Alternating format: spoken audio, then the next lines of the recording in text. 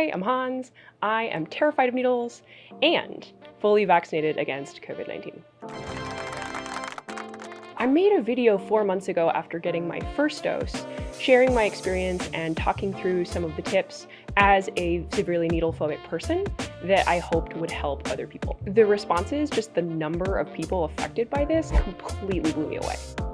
So if you're somebody who is completely intellectually on board, yes, COVID vaccines, yes, protecting your community, yes, getting us out of this horrible pandemic, but you are also a member of team crying, spitting, snot in the face, involuntary punching at the sight of needles, this one might be for you. I honestly really surprised myself in being able to get not one, but 2 COVID vaccines. So hey, a little bit of this is a pep talk because I know no matter how scary and awful this is, that if I did it, you can do it too.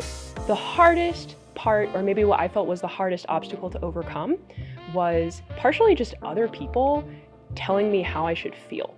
So for example, a lot of the advice out there that I see is people saying, it's not a big deal, or just go out and do it.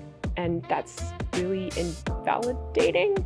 Different people get to choose their different big deals. And if you are a lifelong needle phobic, you absolutely need acknowledgement that, yes, this is a huge freaking deal for you.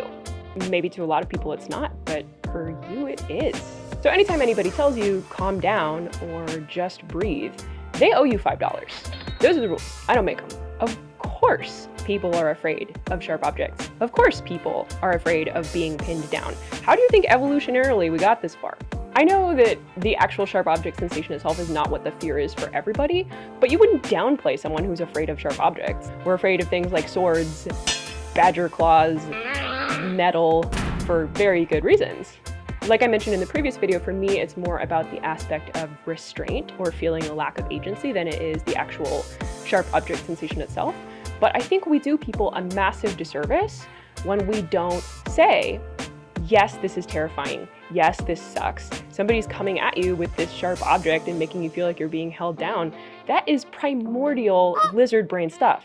What we're being asked to do is incredibly unnatural from a survival instinct perspective, and I think people who aren't severely needle phobic, who maybe haven't had bad childhood experiences, are better able to bridge that intellectual gap and understand why they're doing something. The second thought that I've been having a lot in retrospect is I'm really grateful that COVID made me do this. And okay, hear me out. Obviously, COVID is a horrible tragedy, not trying to downplay that. Within the context of fear of needles, for me, I felt in retrospect that this was actually a huge opportunity. Not just collectively in being able to move towards ending the pandemic, but personally for me. Because if you think about people who have other fears, how often do you have like that necessary, confronting, urgent opportunity to have to engage with that? Like if you're afraid of dolphins, you really have to consciously put yourself in a situation to confront that fear. And one of the small silver linings of this is to bring the reasons for confronting the fear to be much bigger than just myself. Think about, okay, here's my friend who's immunocompromised, here's my parents who are older, here's all the people in the community that I know are counting on me being able to do this. And I know a lot of people have trouble advocating for themselves before they advocate for other people. So in a way, the communal necessity of having to work on this fear was honestly an opportunity. The reality that therapists and people keep reminding me of is that health is temporary, and it's very likely that you would someday be in a situation where you would have to interact with the medical system and possibly have things done that are more than just a COVID shot. And so being able to psychologically be in it, not just once, but twice, was like 2 psychological bicep curls.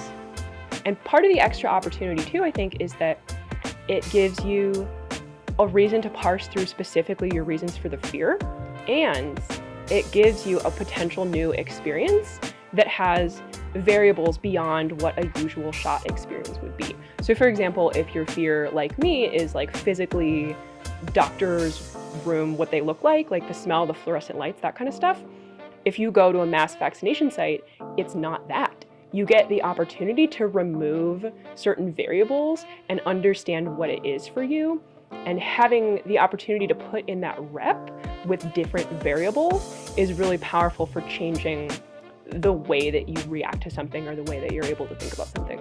I mean, I'm not saying by any means that I'm marching in to get a blood test, but I was really proud of being able to move around things in my brain to be able to get those 2 shots. And again, since these were some of the most common things that people asked in the comments of the other video, no, it didn't hurt at all. I didn't feel it at all with the numbing cream. It was 2 seconds, and it was really different than the usual experience that I'd had in childhood of all the factors that went into getting a shot, like in a doctor's office context. The cool thing is too, the stakes are low. If you decide to put in reps, like going in, making an appointment, this is one of the few times when in the US that's free. And I have to say too, like, just again, how utterly blown away I am at all of the comments that first video got. I was looking in the comment section and there's groups who are psyching each other up to be able to go get it, like people that are talking with each other about being able to go do it, and I love that. So yeah, I was able to put in those 2 reps. I got both the shots. I feel really good. I feel a lot more peace of mind in knowing that I'm more protected, that everybody else is more protected against hospitalization and death. And again, I really want to say, this is really scary. This is a big deal for you if you're a person who's needle phobic. Other people don't get to tell you that it's not. I did it. You can do it. We all want COVID to be freaking over. So I really hope you'll join me in doing the work and going out and getting it. Every person who gets this shot is putting all of us collectively 1 step closer to being able to live our lives without crushing COVID fear. Oh, I want that for us. 5 years later, indoor dining, just spitting in each other's faces with no care in the world. So let me know how it goes. It's been really cool reading everybody's comments, everybody's misconnections for needle phobics. And it helps to be able to share those steps, share the thoughts about your fears even if you're not able to do it yet, because someday you will. Wishing you all the luck and strength in making those vaccine appointments, and I will see you next time.